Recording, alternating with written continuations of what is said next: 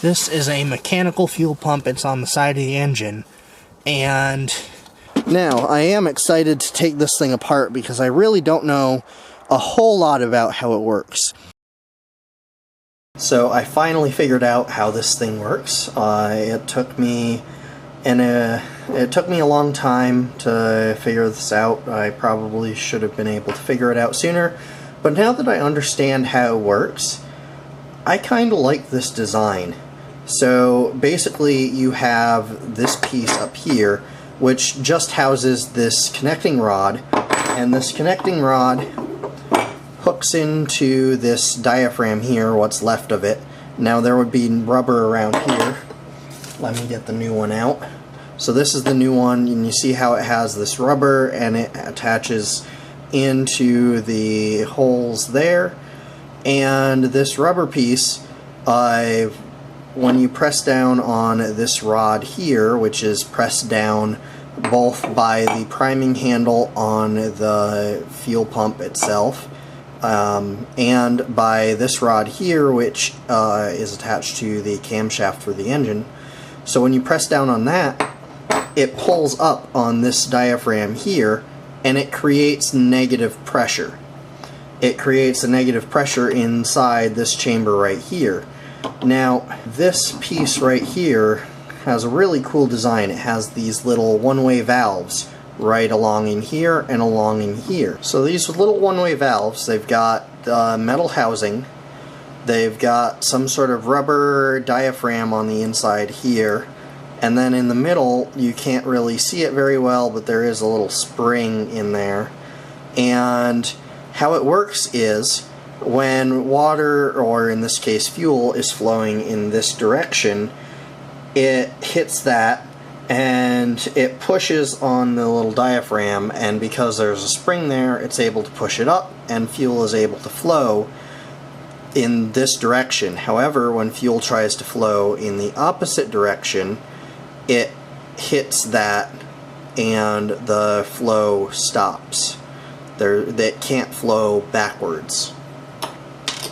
Now this thing, this is the fuel inlet. This is where fuel comes in from the tank.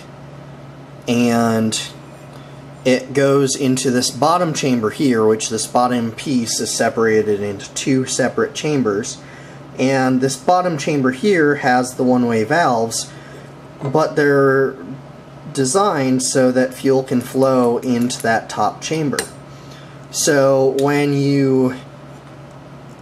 the engine hits the rod here, which pulls up on this diaphragm, it creates suction, it creates negative pressure, and fuel flows from inside this chamber here up through these valves and into this chamber here. When the diaphragm here is able to go back down, and it's forced down by that big spring that was in the center here, when it's forced back down, it creates a positive pressure here. Now, the fuel can't flow backwards because of these one-way valves, but with these one-way valves here, fuel can flow down through these one-way valves into this chamber on this side, where fuel can exit here and go on to the engine.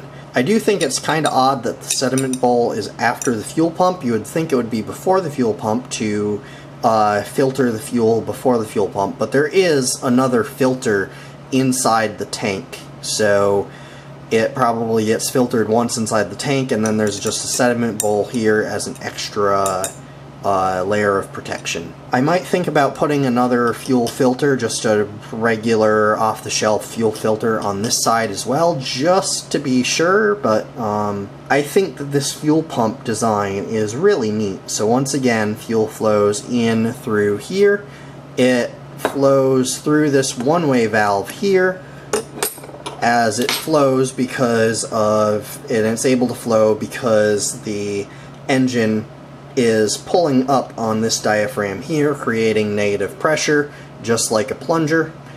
And then when you let go of that, the spring forces this back down, creating positive pressure, and the fuel flows into these one-way valves here. Of course, I got one missing because I pulled out one to show you how it works.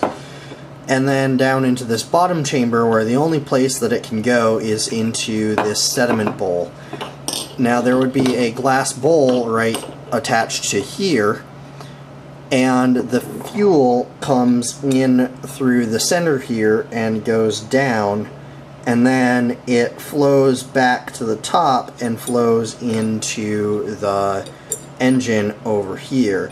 And theoretically, any kind of sediment or any kind of particles are trapped down at the bottom of this sediment bowl. I have figured out how this fuel pump works. I have taken it all apart. I have cleaned this fuel pump, and now it is time to put it back together.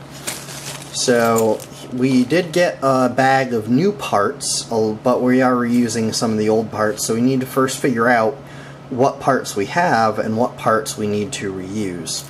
So obviously the body of the fuel pump is all going to be reused, but we have the new rubber diaphragm for the top, the diaphragms for the top and bottom, so those are going to get replaced, which is a good thing because that's the part that was broken. That's the reason the fuel pump wasn't working, is because the rubber was cracked, and basically this was a mess. You can see here that it was absolutely cracked and torn to shreds, and it was not doing its job at all. So we got a new one of those, which is the part we actually need to replace. We got a new spring, we got a new gasket, of course, so that's good, we don't have to make our own. This little piece holds those valves in place. This is the seal that goes around the... This is the rubber seal that goes up in here to keep oil, because this is attached to the engine. There's going to be oil in there, so this seal keeps oil out of the fuel, so that's important. So we got a new seal, we got new one-way valves. They have a slightly different design, but that is what they are. So we got new one-way valves.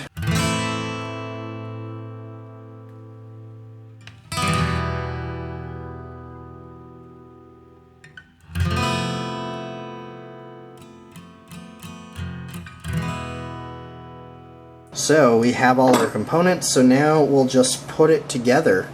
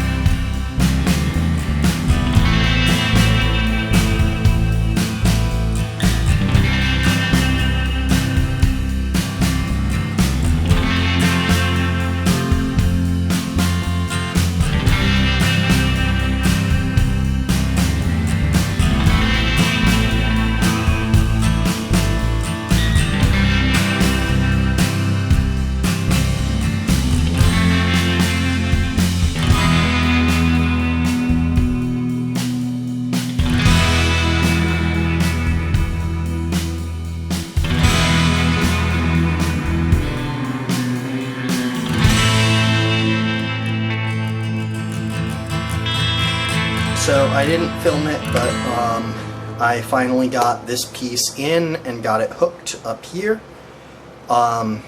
It was a lot harder than I thought it would be, and it took quite a few tries, and I'm really not sure what ended up doing it. I tried pressing on this piece like that and trying to get it in. The problem is I can't press it and get this whole piece in, and the fact that this rod here is two pieces is a little annoying. So I had a friend of mine holding this, and I'm trying to put this piece in, but then finally I just set it down on the table and pushed it down, and eventually it went into place. I don't know why it went into place this time, but it didn't go into place all the other times I've tried this, because believe me, that's the first thing I tried right there, is putting it on the table, pressing it down to compress the spring, and then putting the hook in. But for whatever reason it happened to work that time, so I started to put the pivoting rod through here. So this is like a rivet, so it goes through, and then we'll pound it flat on the other side so that it can't come undone. So I started putting that in. Now I need to finish that. I don't know if you can see that, but it looks like it's gone through and it's almost through. So we've got about maybe, yeah, so it's right about there, so we just need to put it the rest of the way through. And then we will be able to do the final assembly on this fuel pump. I'm very excited to be done with this because it took a lot more work than I was expecting. It was a lot harder than I thought it was, but I think it's a really neat design.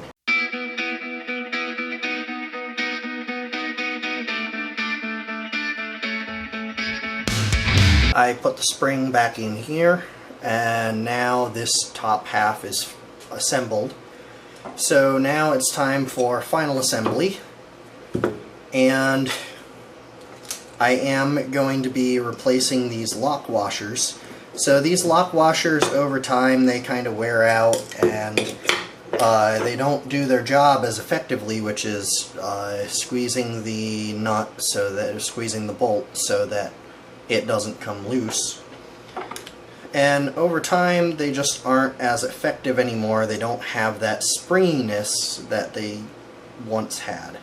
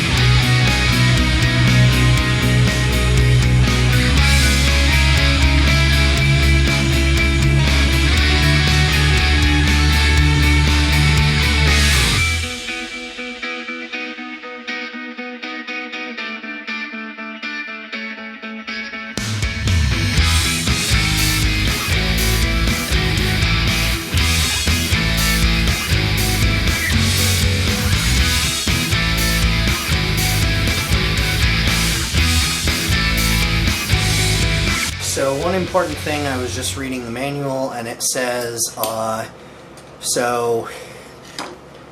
it says diaphragm must be held in flexed position while tightening cover screws or pump will deliver too much pressure. So that means I need to loosen all of these screws.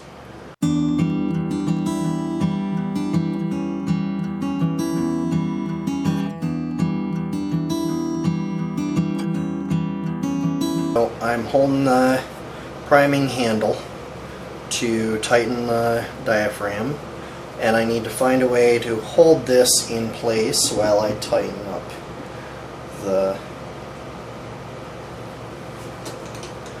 screws. Okay, so it looks like the bench vise is going to hold it in place and allow me to tighten the screws. So basically this is just making it so that the diaphragm, once you let go of that,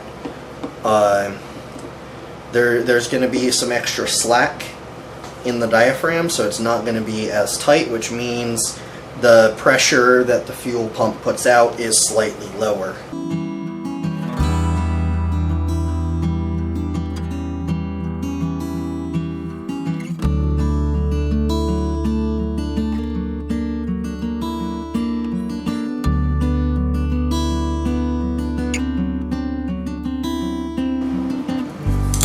That should be done.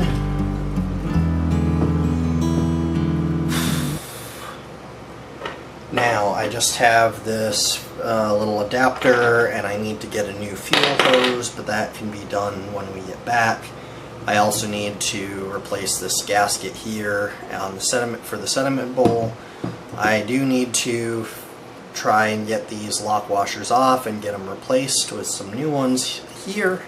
But these ones are easy to just take out and put back. It doesn't really matter.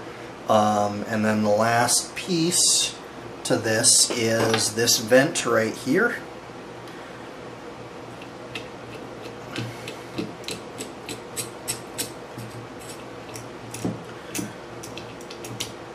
So because this diaphragm in here is moving up and down, either with the priming handle or the handle back here that the camshaft hits,